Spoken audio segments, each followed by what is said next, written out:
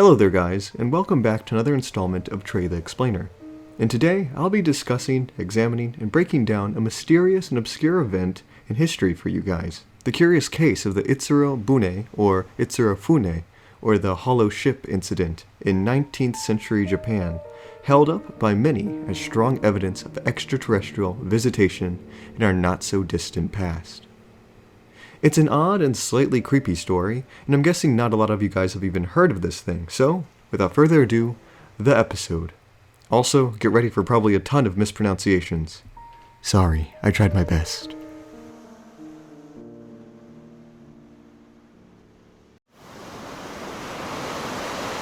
The image of the flying saucer, thin gravity-defying metal frisbees appear extremely commonly in pop culture, particularly in America.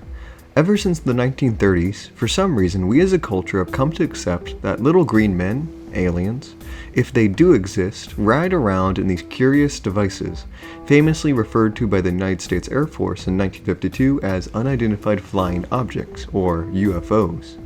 From everything to comic books and cartoons to major films, these flying discs are a staple in alien depictions in art.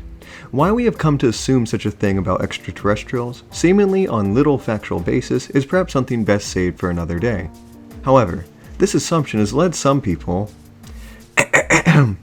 to search for notable events in history involving disc-shaped craft and re-examining them to suggest possible alien contact over the centuries. For instance, many medieval and Renaissance paintings are claimed by ancient astronaut theorists to have UFOs and flying saucers hidden in the margins or in the clouds. Art historians, however, have so far shown these assumptions to be false and misguided. For example, this 1350 fresco in a Serbian monastery is an artistic depiction of the crucifixion of Jesus Christ. Ancient Aliens claims the two objects in the sky to his right and to his left are alien spacecraft or UFOs. But as it turns out, they are merely a stylized representation of the sun and moon motif common in artwork of this scene. The moon and sun are simply being personified as human beings in the same way we often give them human faces in artwork today. Similar results have been shown to be true about other claimed UFOs in old art and stories. This recontextualizing of historic events and works, mostly done by Ancient Aliens, has led us to the descriptions of a strange craft recorded in 3 books written in the Tokugawa period of Japan. By around the mid-1800s, a very bizarre story, based on old tabloid-like news stories, began to circulate amongst Japanese folktale writers and novelists. All of them seeming to agree in telling of an event observed in a Japanese fishing village in the Hitachi province in the year 1803. The first of these appeared in one of the works of the famous Tokugawa novelist Kyokuei Bakken in his Tales from the Rabbit Garden, published in 1825, which was followed by similar variants of seemingly the same story from other authors. One appearing in the Diaries and Stories of Castaways, written in 1835 by an unknown author, and The Dust of the Apricot, written by Nagahashi Madajiro in 1844. Original texts of all 3 books thankfully have survived the years in both public and private libraries. Bakken's tale appears to be the oldest and most detailed record of the original news story, described in his 1825 book as a story titled Utsuro-Fune no Banjo, or A Foreign Woman in the Hollow Boat. As the story goes, it was February 22nd in the spring of 1803, offshore from a beach under the territory of Ogasawara Ichiwo no Kami. A kind of boat was observed by local fishermen. Concerned, the fishermen got in their small boats and retrieved and towed the craft to shore. Upon closer inspection, it was very, very weird, to say the least. It was round and resembled a type of box used to burn incense in. I'm guessing it looked something like this, as well as a wooden rice pit. It was around 3 meters tall and almost 6 meters in diameter.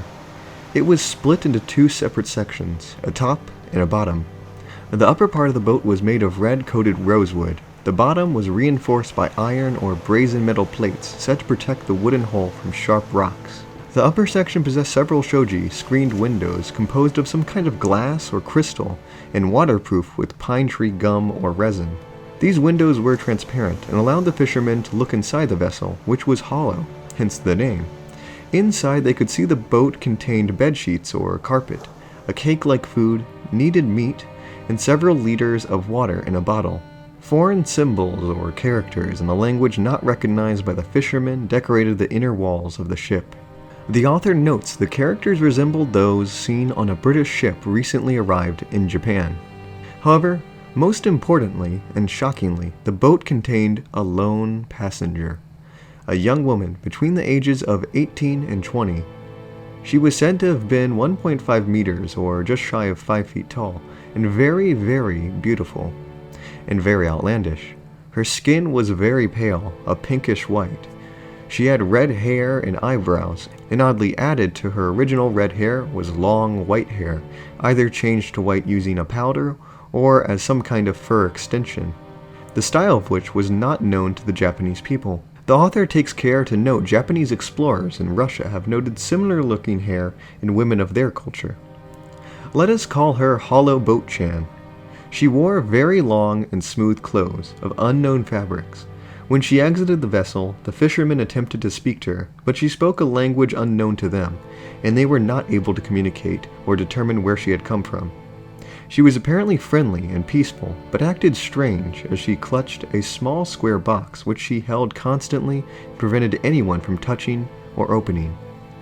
According to the story, an old villager, whose name is lost to us, extrapolated that this woman may be a daughter of a king in a foreign country. She loved another man after marriage, and her lover was put to death. She had been forced to be put in this boat and was left to the sea to be trusted to fate. Her lover's severed head is inside the square box, and this is why she was not willing to let anyone hold it. Allegedly, the old man claimed that this occurred in the past, and similar boats with similar women inside drifted ashore on other Japanese beaches. Since there is a precedent for casting this kind of boat back out to sea, we had better put her inside the boat and send her away. This treatment would be her destiny. The foreign woman and the hollow boat were then pushed back to the sea and never seen again. The author then theorizes that the woman may have been a British, Bengali, or, wait for it, American princess, though no one knows exactly. He includes illustrations of the boat and the woman based on people at the time of the incident, though he is somewhat disappointed because the illustrations and sentences are not consistent. The account ends with the author asking, "If anyone knows anything concerning this event, please let me know."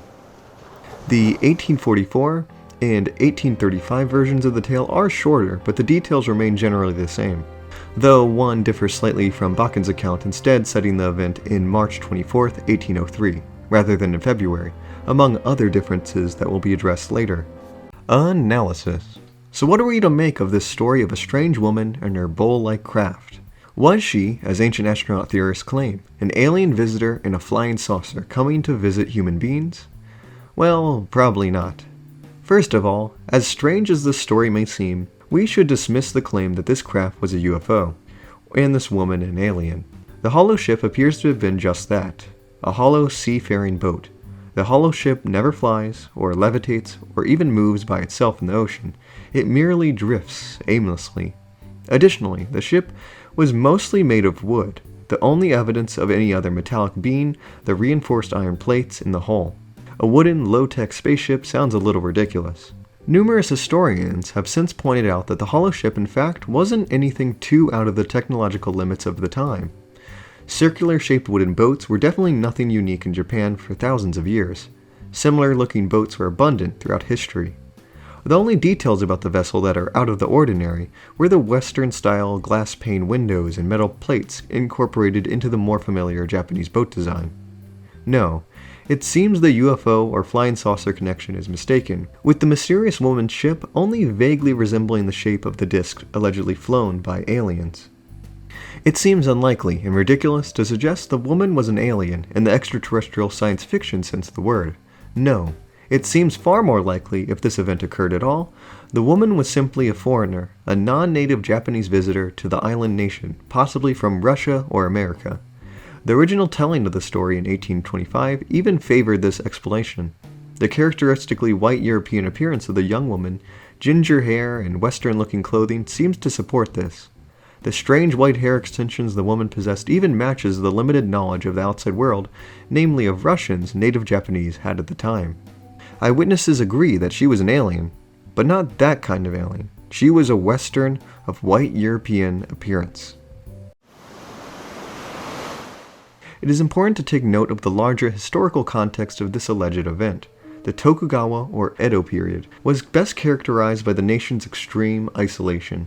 During this time, the rulers of Japan closed the country to the outside world and created a locked state, no one in and no one out, except for maybe the Dutch, but they were only limited to this port.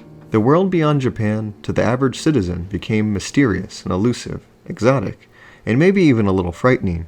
Westerners like the British, Russians, and Americas, with their black ships and odd physical features, were held in equal parts fear and fascination.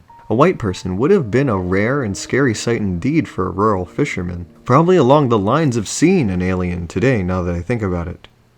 Due to the closed borders, information of other countries was incredibly scant and often wrong, hence the idea held by Bakken that America had princesses and kings. It would only be around 50 years after the Hollow Ship incident that this isolation would be forcefully broken by American Commodore Matthew Perry. Living in such a society, one can see why the Hollow Ship incident might have caused such a stir. It seems possible that simply some random female adventurer from Russia or America could be to blame for this supposed mysterious incident, but even so, the story has other problems. The story is likely fake. The Hollow Ship story has been examined and dissected by numerous historians who have poked many holes in the story's credibility. The exact location of the event is much contested. The details in both the 1825 and 1844 versions are unmistakably contradictory. Nonetheless, many have attempted to locate it. The beach described as Haratonahama or Harayadori would have rested on the Pacific Ocean on the eastern border of the Hitachi state. The 1825 telling says that this particular stretch of beach, where the woman was brought to shore, was owned by Ogasawara Ichuno no Kami, while the 1844 claims the beach belonged to Ogasawara Izumi, relatives of the same family but unmistakably different individuals. Tokugawa government records are quite reliable and detailed as most historians agree, so we should be able to look for evidence to confirm this information, and see which one is right. Cross-confirming these names with historical government records of the period reveals something interesting. As it turns out, Izumi had no territory in the Hitachi state in 1803, or any other period, while his relative Ichino no Kami did have holdings, 3 territories, in the Hitachi state in 1803, so it appears the 1844 telling is likely mistaken. But it gets a little weirder. The 3 territories he owned in 1803 are not on the Pacific Ocean. They're inland, meaning they have no beaches for a woman to wash up on. Digging deeper reveals that no beach or place by the names given appear on any geological map of the Hitachi state in the Tokugawa period, or after it. It is even absent in the famous and incredibly detailed Japanese Geographical Dictionary released in 1907.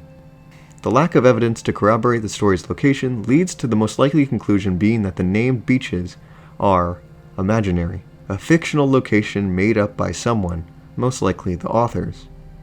Furthermore, the late Tokugawa government was by no means bad at recording illegal breakings of its borders. We find absolutely no contemporary mention of such a landing in government records, which is odd as almost always such contacts with outsiders would be recorded. For instance, in 1824, just a mere 20 years after, 2 British whaling ships arrived in Otsuhama in the Hitachi state, and this incident can be found in an official Tokugawa document that belonged to the shogunate and survives for us to read. This location of Otsuhama was and is a real location and can be easily found in geographical maps of the era. It is ridiculous to believe that such details of such importance could have vanished entirely so quickly and rapidly. Hitachi is also incredibly close to Edo, the capital, so hiding such a landing seems unlikely. No, it seems that the event was completely made up. The authors of the 3 books appear to have cleverly crafted locations and persons both real and imaginary together to lend credibility to the story, making it difficult for investigators to outright disprove or verify the stories, a common tactic of April Fool's jokes. Other aspects of the books stinks of fabrication. The old man recorded in Bakken's story seems to be an obvious made-up character, The theorizing, intelligent, nondescript old man does not appear in other accounts, and his huge tangent and extrapolation on the woman's origins seems like a self-insert by Bakken himself. As if we need any more proof, the hollow ship story in fact bears a suspicious resemblance to many, at the time, pre-existing Japanese folklore and stories. For example, there was a well-known folk story that presented the origins of the Kawano family in the Ayo district. In the story, a long time ago, a fisherman living on Gogono Island was working at sea when he saw a hollow boat on the sea and towed it home. He found a girl whose age was 12 or 13 inside the boat. She told him she was a daughter of a king in China, but she was forced out of her homeland because of some scandal. The fisherman brought her up as his own, and she later became a princess of a king in Ayo and gave birth to the beginning of the Kawano family. Another story exists in a traditional song of Kyushu Island, telling of a daughter of a nobleman who was sent out to sea in a hollow wooden boat with glass windows because of some scandal. She ate a delicious cake in the boat, but was eventually forced away. All elements of the 1803 hollow ship story can be seen in these much older ones, a princess escaping her homeland in a hollow wooden boat. Alien visitations must have been a dime a dozen in Japan for thousands of years, I guess. Conclusion. The 1803 story of the Utsuro-Bune is likely a fake, a remix or reboot of a well-known legend in Japan, adapted for a more modern audience. The princess was changed from Chinese to a nondescript and largely inaccurate portrayal of a quote-unquote Western woman, and instead of being accepted by the people of Japan, she is rejected and sent on her way. The story serves as a cautionary tale for the pro-isolationist xenophobic society of the Edo period. Do not fall into the lore of the world beyond Japan. The borders must stay closed, at all costs. In a way, the story is about aliens, just not the type ancient aliens believe in. And with that, thank you so much for watching, and I will see you next time. Magic ways, my friend. Ooh, you love the girl with magic ways, and it's true. I might as well give in. I love the girl with magic ways.